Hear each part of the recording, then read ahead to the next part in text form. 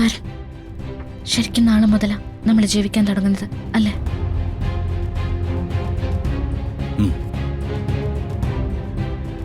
എന്റെ പെണ്ണിന് യാതൊരു ആശങ്കകളും ഇല്ലാതെയാണ് നാളെ മുതൽ നമ്മൾ ജീവിക്കാൻ പോകുന്നത്. ഞങ്ങൾ കൃത്യസമയത്ത് എത്തിക്കൊള്ളാം വക്കീലെ. സംശയം ഒന്നും വേണ്ട. വക്കീലിനെ പറ്റിച്ച് ഞങ്ങൾ പോവേയില്ല. ഞങ്ങൾക്കിനി ജയിലിൽ കിടക്കാൻ വയ്യ. കിടന്ന ദിവസം മടുത്തു. ആ ഓർമ്മയുണ്ടായ നല്ലത്. അപ്പോ നാളെ ഓഫീസിൽ കാണാം. ശരി. ഓ വാ. അവളുടെ കൽപ്പന കേട്ടില്ലേ മുത്തശ്ശി? നമുക്ക് വേറെന്തെങ്കിലും ഒരു മാർഗം ഉണ്ടായിരുന്നെങ്കിൽ ഇവള് നമ്മുടെ നേരെ നിന്നിങ്ങനെ സംസാരിക്കുമായിരുന്നോ?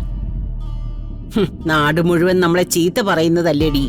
നമുക്ക് ഇവളെ കൊണ്ട് 10-25 കോടി രൂപയുടെ കാര്യമുള്ളതല്ലേ. അതോർത്തങ്ങ് ക്ഷമിച്ചേക്കണം. നമ്മൾ ഇനി എങ്ങോട്ട് പോകും മുത്തശ്ശി? എന്തായാലും ആറ്റുവാശേരിക്കില്ല. ദേവന്റെ യശോദയുടെ മുമ്പിലേക്ക് പോകുന്നതേ കയ്യില് കാശ് കിട്ടിയിട്ട്.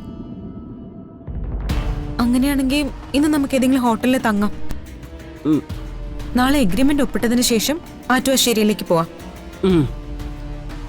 അങ്ങനെ ജീവിതത്തിൽ വേറൊരു ഘട്ടം കൂടി തുടങ്ങുക. ഒറ്റ വ്യത്യാസം മാത്രമേ ഉള്ളൂ. പണ്ടത്തെ പോലെ ദാരിദ്ര്യവാസികളായിട്ടല്ല. നാളെ മുതല് നമ്മള് കോടീശ്വരികളാ മുത്തശ്ശി. ഏത് വഴിക്ക് വന്നു ചേർന്നാണെങ്കിലും പണം പണം തന്നെയാ.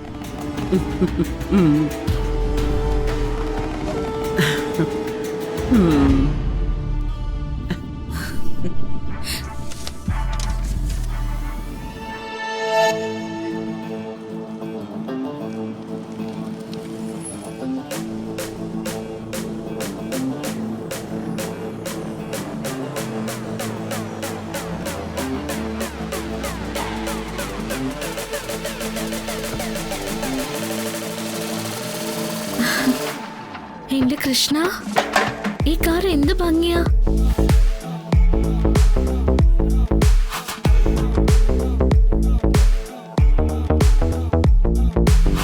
രാധിക, ഇതാണ് പുതിയ സിട്രോൺ എയർ ക്രോസ് SUV. മൊത്തം കണ്ടിട്ട് വാ. നല്ല ഭംഗിയുണ്ടല്ലേ? കൊള്ളാല്ലേ? നല്ല രസമുണ്ട്.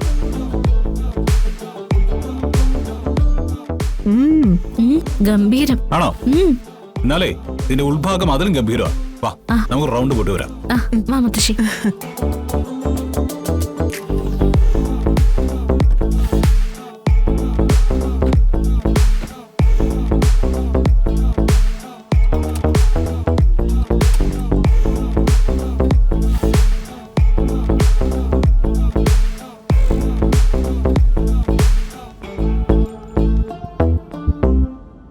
നല്ല സ്ഥല സൗകര്യം ഉണ്ടല്ലോ. നല്ല കംഫർട്ടബിളും ആണ്. ഓ, ഇതിന്റെ സ്പീഡ് ബ്രേക്കർ വളരെ കംഫർട്ടും സ്മൂത്തും ആണല്ലോ.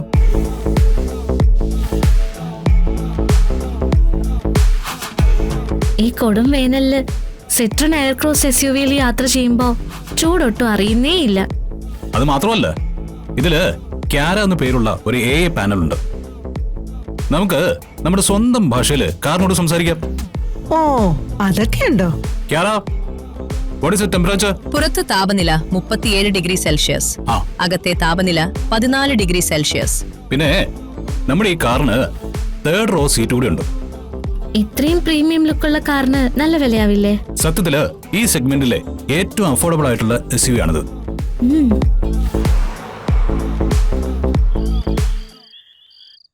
രാധിക മോളെ, നാളെ രാവിലെ പ്രിയങ്ക ആവശ്യപ്പെട്ട പണം നമ്മൾ കൊടുക്കുകയാണ്.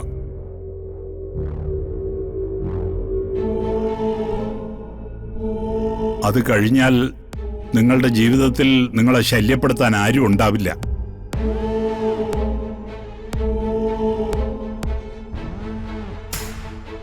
നീ ഞങ്ങൾക്കെല്ലാവർക്കും പ്രിയപ്പെട്ട മകളാണ്.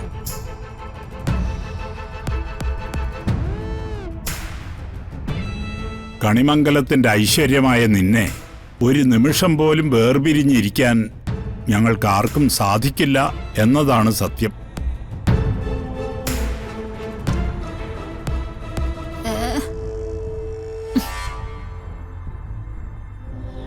അച്ഛാ, പ്രിയങ്ക ചോദിച്ച കോടികളുടെ കണക്ക് ഞാൻ കേട്ടു. എനിക്ക് വേണ്ടി ഞാനും വരുണമായിട്ടുള്ള ഒന്നിച്ചുള്ള ജീവിതത്തിന് വേണ്ടി അങ്ങനെയൊക്കെ ചെയ്യാൻ ഈ കുടുംബത്തിന് മാത്രമേ സാധിക്കൂ. പിന്നെ പണം കൊടുക്കുന്നുവെന്ന് കരുതി മോളുടെ അനിയത്തിയെ ശപിക്കാനൊന്നും ഉദ്ദേശമില്ല കേട്ടോ. പ്രിയങ്ക സുഖമായി എവിടെയെങ്കിലും ജീവിച്ചോട്ടെ, അതിലെല്ലാവർക്കും സന്തോഷമേ ഉള്ളൂ.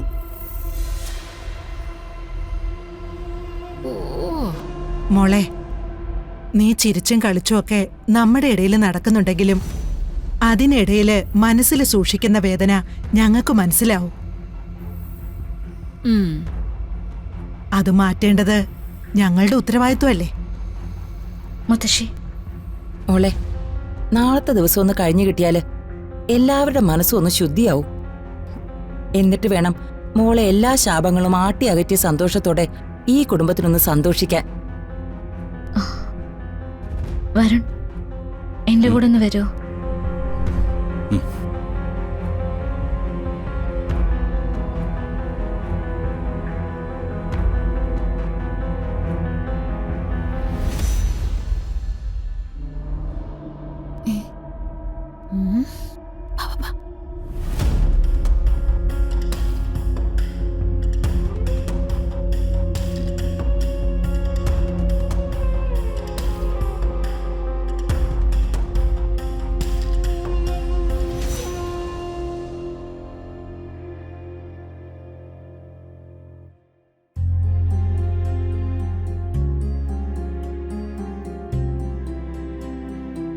എനിക്ക് കിട്ടിയ ഏറ്റവും വലിയ അനുഗ്രഹം ഈ കുടുംബം. എത്ര നന്ദി പറഞ്ഞാലും, എത്ര ജന്മം ജനിച്ചു കൂടെ നിന്നാലും ഇതിന്റെ കടം തീരില്ല.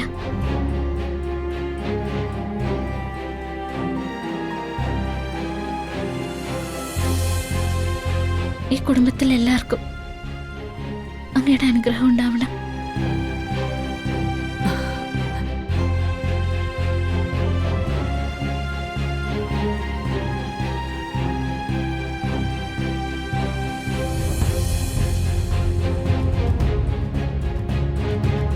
വരൻ, ശരിക്കും നാളെ മുതലാ നമ്മൾ ജീവിക്കാൻ തുടങ്ങുന്നത് അല്ലേ?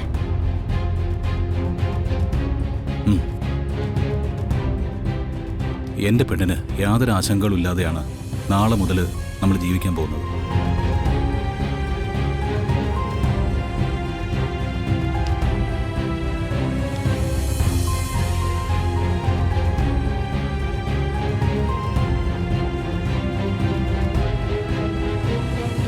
കണ്ടോ അമ്മേ അവരുടെ സന്തോഷം?